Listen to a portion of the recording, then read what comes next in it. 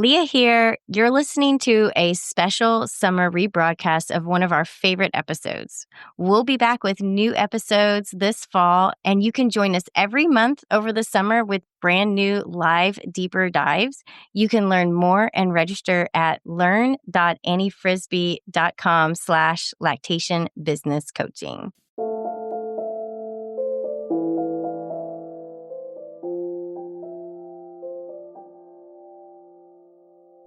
I'm Annie.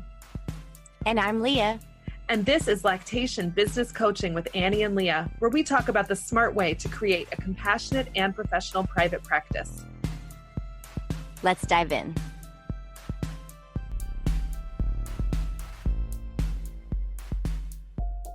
Well, hey there, Leah. Hey, Annie. How are you? I'm good. How are you? Doing pretty good. Enjoying the spring here in Texas, knowing that the heat is about to come down full force. So I'm just trying to soak up every bit of like 70 degrees that I can. I was in DC in March for the Postpartum Support International training. And so spring was already there in DC. And it was, I was in Maryland, actually outside of DC, but it was like the cherry blossoms and like flowering trees. And then my allergies were like, what have you done to me? And then I came back to New York and it was like, oh, and now I get to do this again. 2 allergy seasons in one. But it was really pretty. And it was nice to remember like, oh, air can be warm too. I'm looking forward to the spring coming and sitting on my balcony, which is something that my husband and I really like to do. I know. I love when the weather gets like this, but we get such a short spring in Texas, obviously. It just kind of like winter suddenly falls off and then it's kind of hot after that. So it's really nice time. And the wildflowers are amazing. They're just like everywhere. Every field is just full of wildflowers, which is really, and lots of bluebonnets, which is really fun to get to see. So definitely reminding me of all the things that I need to do to take care of myself, which one of those is like walking, and I'm even more motivated to do it when it's beautiful outside and not 90 degrees at 7 a.m. Well, enough about the weather and springtime. We have a really important topic to talk about today, and I'm actually really excited about it because this has been such a journey for me in my lactation practice and probably life, is learning about boundaries and how to have boundaries. As a chronic people pleaser, I've got none of them. So I'm working at it. I'm working hard at it, but I've really learned a lot from you, Annie, but also just over time, like lactation consultants have to have boundaries, right? Absolutely. Like, we that's totally what I'm figuring out. We just cannot move through this whole journey of being a lactation consultant unless you are very clear with yourself on your boundaries. It really is like one of the most important skills that we have to develop. And it's something that I know, like you and I have talked before, getting our start as La Leche League leaders is that we have this, like, we want to help you. We want to be there for you. And I want to be that encouraging voice on the other end of the phone. And then that sort of bled into how I ran my private practice at the beginning, which was just like, give.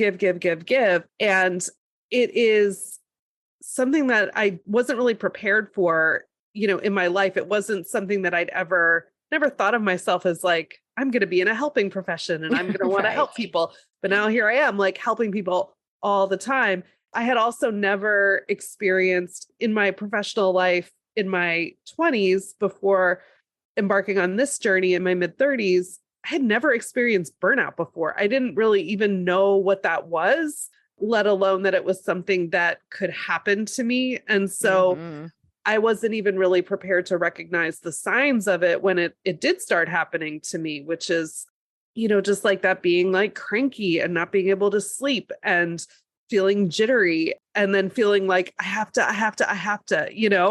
Yeah. My burnout really just came with like this intense exhaustion that I could not remedy. No amount of sleep, no amount of eating healthy, no amount of exercise, no amount of the 14,000 supplements that I was taking at one point. I'm like, I probably just need more B vitamins and more omega. I'm like, 10 pills later. Yep, that is not fixing burnout. You don't need more, energy supplements. And it was so shocking to me, this, transition into that place. And then I couldn't figure out why that was happening. I'm like, why am I so exhausted? What's happening to me? Like, this doesn't make any sense. I love my work. I love it so much, but I feel like I can't even like physically move my body to get to work because I just feel this like such a deep sense of exhaustion. And it was kind of scary because I'm like, oh my God, is this a sign I shouldn't be doing this work?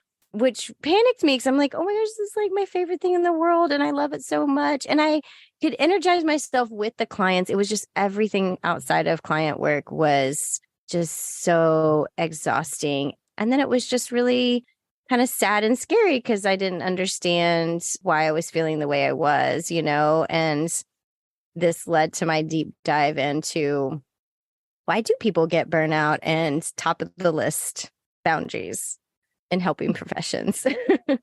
We're so prone to it. When I was researching a talk that I gave about nurture your private practice, expand the circle of care, and I researched all about boundaries and burnout and read a book about called The Resilient Practitioner, which is a great book to read. It's for therapists, and I talk about it all the time, but it really opened my eyes to talking about one of the contributing factors to burnout is the uncertain outcome, and just really realizing that like we aren't going to get the whole picture from our clients. We often aren't going to get an ending, and seeking that or wanting that, like wanting to kind of make something happen, which I think is how my burnout manifests is like, oh, I'm just going to do more, go harder, try something else. And it's not really helpful. And it's more for me than it is for them. Right. Yeah. It's so amazing to me how the presentation of burnout is so different for everybody. So then it kind of almost mystifies it even more because like, everybody kind of has a different experience around it. So I feel like the message around it gets a little jumbled up because everybody's like, well, I don't have it because I'm not doing that, or I don't have it because I'm not doing that. And then they think, okay, I don't have burnout. So they just keep pushing hard. And then next thing they know, they're like really slammed in their face. Like, okay, wait, yeah, maybe that symptom, those things that I'm experiencing are actually burnout. The good thing about burnout is that it doesn't last forever. It is just a temporary condition. And there are things that you can do to pull yourself out, to reconnect with yourself, to take stock of what you're doing, make some changes. So it's kind of something that's going to come and go. And that's normal. Like we tell our clients, like lots of things are going to come and go with your baby. And just because it's happening now doesn't mean it's going to be happening all the time. So burnout, if you don't think you've experienced it yet, or you're worried about it, it's not as bad as you might think, even though it's bad. Yeah. Right. But it is manageable. And it does in some ways force you to look at what you're doing, how you're doing it, and how you need to change, which probably is going to come around to how you need to adjust your boundaries.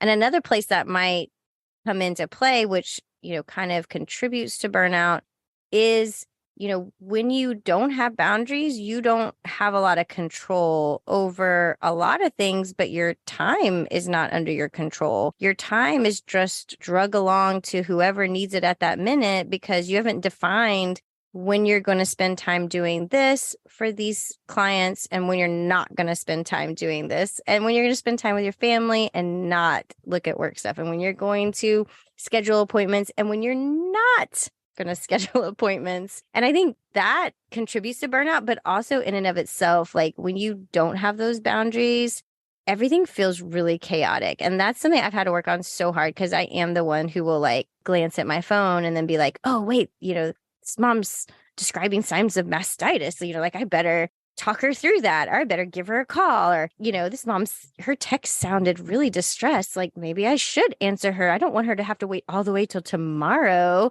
That just seems, and it's so hard though, because it basically just eats up your entire life. Like all you're ever doing is being on alert. Yeah. I have really have a problem with that. It's like that. Yeah. It's just really quick. That's all. I just have a problem with that. That describes me exactly. I will just try one more thing. My toxic trait is I'm always going to think I have time to do one more thing that I really don't have time to do. I remember going to a chiropractor, one of the chiropractors that I refer to. Before I started referring to him, I wanted to try him out for myself. So I went and like got a couple of like, I think it was like my third time seeing with him. And I realized like his style was like lay down on the table. And then he'd like put some blocks under me. And then he'd be like, okay, I'll be back. And then he would leave. And I guess like it was all like, he was like on the, like he does network chiropractic. So, and I had been more used to like I'm going to throw you around and we're done. Snap, crackle, chiropractic. So he was out of the room. I'm by myself in the room and like, I can see my phone is like in arm's reach. And so then I could see like something light up and I was like, I should just look at that. So like I reached my hand out and I brought my phone underneath me, like while I'm still trying to lay on these blocks. And I'm like looking at my phone and the doctor comes in and he goes, you know, Anne, because all my doctors call me Anne. I don't tell them I prefer to go by Annie. You know, Anne, this will work a lot better if you participate in the process. Oh my gosh. I was like, I know, you're absolutely right. Stop looking. I know. That's so hard. And I'm guilty of it completely, but I'm also able to see it now. And I read this book really recently, which I feel like every parent should read. And it kind of has a bad word in the name. So I'll try to go over that in case any kids are listening, but it's like, you're not a parent, which like starts with SH. Anyway, so that's a really good book, by the way. But one of the things she talks about is like the first step to healing anything in your entire life, anything in the world that you want to heal, anything in the world that you want to change about your circumstances or yourself or anything in the world is noticing. Like you first have to notice. You can't take action on anything that you can't notice first, because if you can't stop and say, oh, I'm doing that, then you could never change what you're doing, right? And it was such a freeing idea because I'm like, you and I, Annie, we notice all the things we are not doing ideally, which is the first step to us figuring out how we might make shifts and we might understand how it's impacting our lives, you know, all of that. So it was actually like so helpful because I'm always like down on myself, like saying right here, like, I'm really bad at this. I'm really bad at that. I'm like, no, wait, I'm noticing it. So that means I'm on step one of making it better. So good job, Annie. You're noticing it. You're on step one.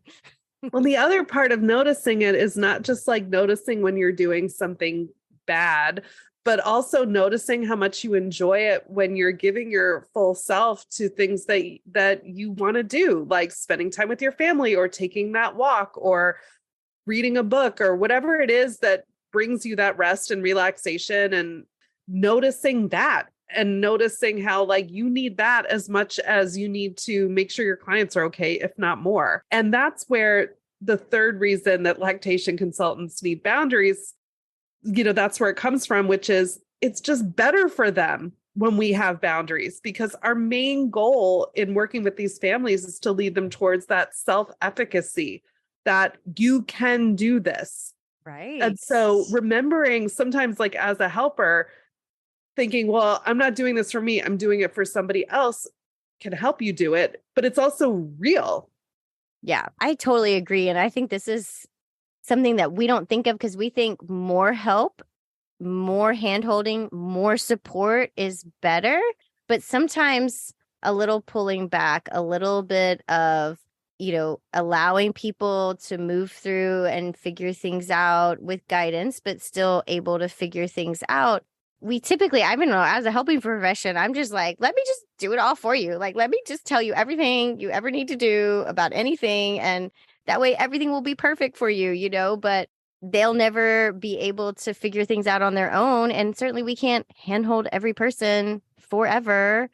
So we have to equip them to do that. And it's hard though. I find that hard.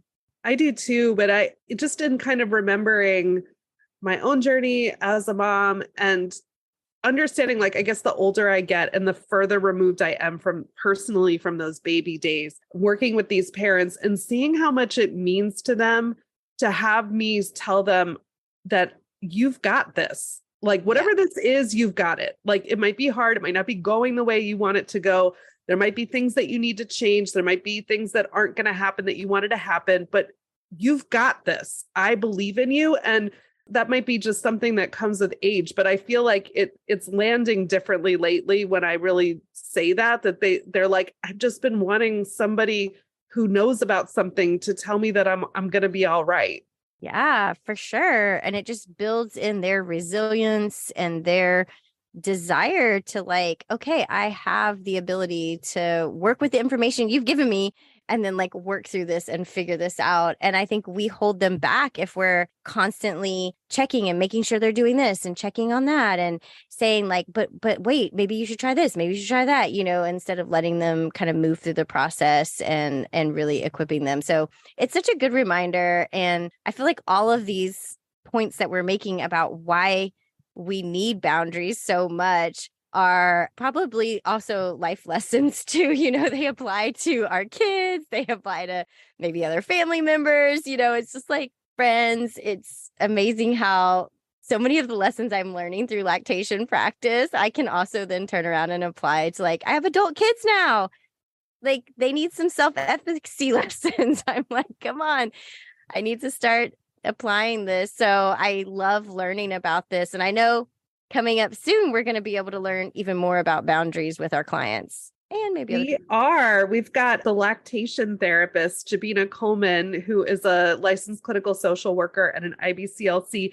We have had her on a deeper dive in the past, and she is just an amazing resource, has dedicated her practice to caring for both the mental health and the lactation support for families in her community, and looking at how those things come together and how to support both. But she's also going to come and put her social worker hat on to help us come up with some really tangible strategies that we can use to help us wherever you're at with your boundaries, whatever your weak points are, the places where you're inclined to give in, or maybe the places where you're holding too firm of a boundary and that's also not working for you.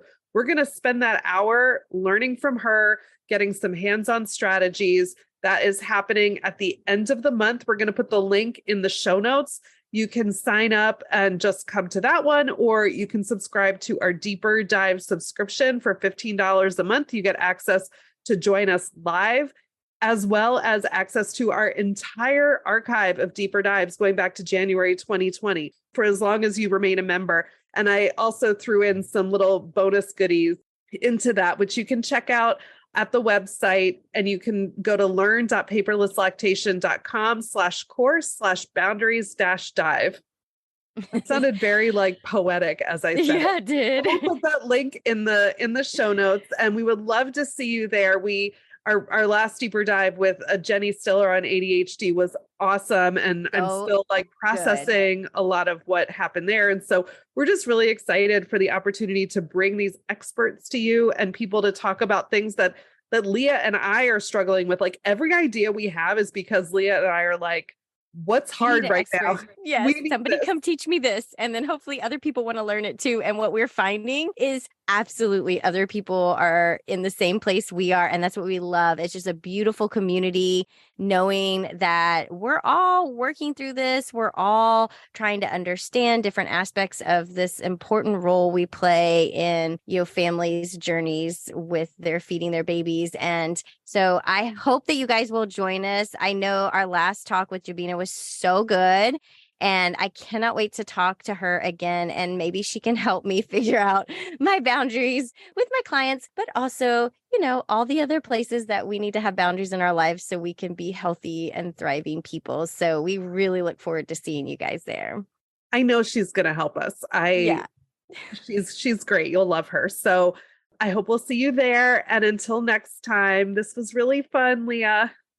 Talk to you soon, Annie. Bye. Bye. If you enjoyed today's episode, please share it with a friend and leave us a review. Be sure to hit that subscribe button so you never miss an episode.